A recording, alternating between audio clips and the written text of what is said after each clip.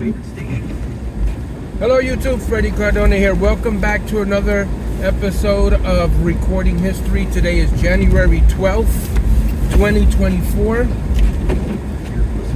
And there's more flooding in Patterson. Today the districts are not going in person. They're going to be virtual. The staff is going to be virtual. No students today in the classroom. Requires more than 1 year. And we're listening to 1010 Winds. Also today we are uploading an updated look at the Passaic River from the Garfield side. Make sure you check that out. And make sure to subscribe and comment as well down below. I love listening and listening. I love reading the comments. Let me fix the camera for you guys. We've been doing these snippets of the news every day, almost every day, since last September 7th. Actually, hold on, let me stop here for a moment. This car is riding my rear bumper. I let a few cars go by. So I started not last year, but the year before that, September 7th. This year will be the second year that we've been doing this. Let's see what's going on. All news, all the time. This is 1010 Winds at 92.3 FM.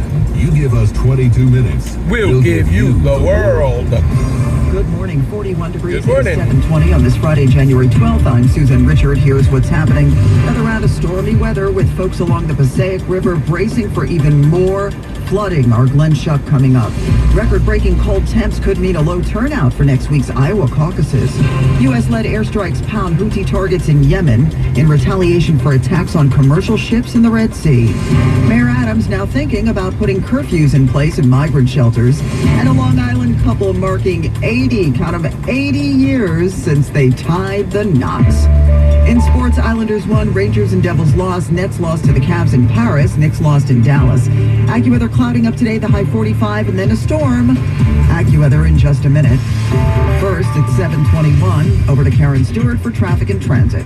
Well, we still have a whole bunch of LIE problems, unfortunately, and I'm looking at them live for you at the 1010 Winds Jam Cam, and we've had calls into the 1010 Winds traffic tip line about these. Eastbound on the LIE, east of the Cross Island, we've got a disabled tractor trailer. It is blocking one lane. I'm looking at it live on the Jam Cams here.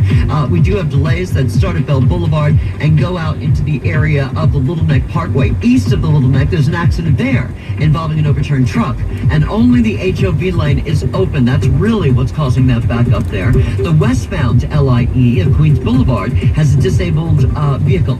The center lane is where this poor guy is, and we are delayed heavily from back at Utopia Parkway, 188th Street. Here's what you need to know about the bridges and tunnels. The inbound 59th Street Bridge, slow from Queens Boulevard and Northern Boulevard, but the bridge itself is not doing too badly. We've got a little bit of an outbound delay as well. And we're still holding up pretty well at the inbound RFK Triborough. Over in New Jersey on the southbound Turnpike Western Spur 15W, we have an accident in the left, and the northbound New Jersey Turnpike ramp to 8095 East Express lanes are closed with an overturned tractor trailer. Jump on the locals or Route 46. Our next report is 7:31. I'm Karen Stewart, 1010 Winds on 92.3 FM. Yeah, round two of bad weather this week that will surely add insult to injury in parts of New Jersey. We'll talk more about that in just a minute. First, let's get your forecast from Dean DeVore. Susan, a similar storm to the last one. Timing maybe a tad different as the rain comes in a little bit later, probably towards evening, and then continuing into the early hours of morning tomorrow before tapering to some showers.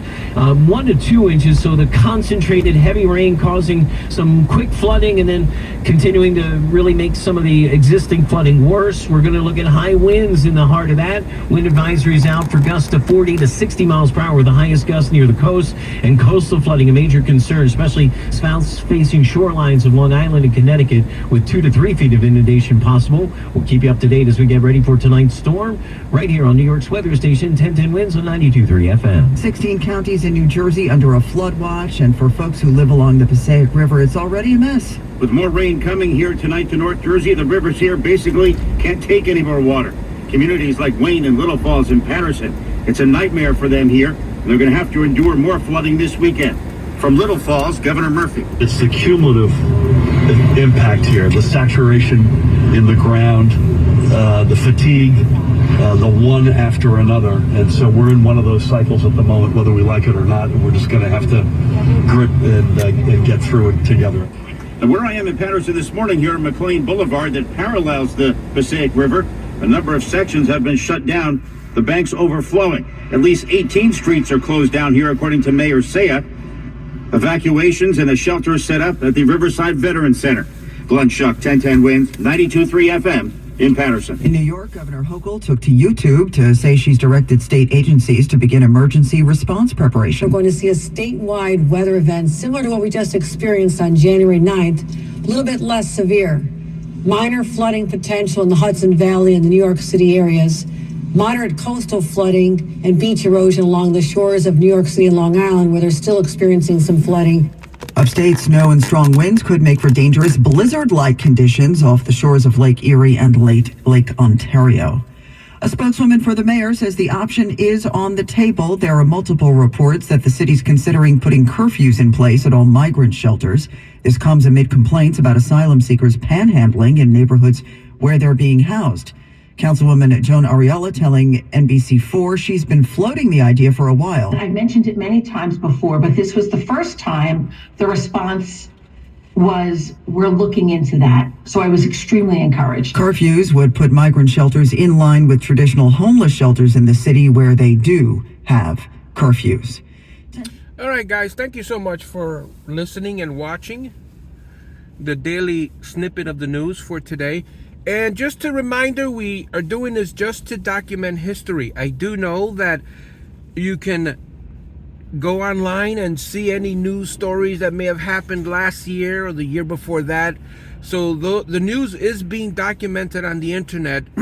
What makes this different is you get to see the live broadcast of that news. So if there's a big news story a year ago or 2 years ago, you can read what happened, but there's a cool thing to be able to listen to the live broadcast of what occurred, and you're seeing the surrounding neighborhoods and what was happening in the surrounding streets and neighborhoods at the time that news event occurred. So there's that aspect of documenting this local news that we're not going to get when we search the internet 2 or 3 years from now for a news story. Also, a lot of the smaller local news won't be on the internet unless you specifically search for it, and sometimes you can't even find it. A lot of times the major news outlets don't record the local, I want to say, not big news events, things that may have happened locally that only people from that area would know about. Otherwise, the internet would be completely saturated with a lot of these major news outlets not wanting to use server space for little news that might be random in a small village in Sussex, New Jersey, let's say.